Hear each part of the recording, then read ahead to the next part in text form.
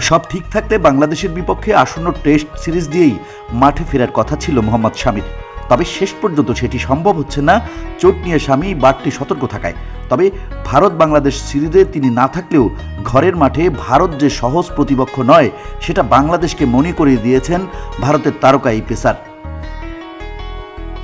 সম্প্রতি পাকিস্তানকে তাদের মাটিতে হোয়াইট ওয়াশ করে বেশ আত্মবিশ্বাসী বাংলাদেশ। তবে ভারত যে পাকিস্তান নয়, টেস্টে র্যাঙ্কিংয়ের শীর্ষ দল, বাংলাদেশের বিপক্ষে কখনোই হারেনি সেটি মনে করিয়ে দিয়েছেন শামি। সম্প্রতি পাকিস্তানকে হোয়াইট ওয়াশ করা বাংলাদেশ কেমন করবে ভারতের বিপক্ষে, এমন প্রশ্নে শামি বলেন, বাংলাদেশ পাকিস্তানকে হারিয়েছে না ভারতকে হারাবে সেটা তো নিজেদের দক্ষতার উপর নির্ভর করবে। বাংলাদেশকে বুঝতে হবে ওরা কিন্তু ভারতের মাটিতে খেলছে। ভারতের সাম্প্রতিক পারফরম্যান্স মনে করিয়ে দিয়ে শামি আরও বলেন, এখন পর্যন্ত ভারতের যা রেকর্ড সেটাও ভাবতে হবে। ভারতের বিপক্ষে এখনও অবধি জেতেনি বাংলাদেশ। বর্তমানে ভারত কেমন খেলছে সেটাও মাথায় রাখতে হবে তাদের। টেস্ট ম্যাচ মানে 5 দিনের খেলা, সবকটা সেশনই জেতা।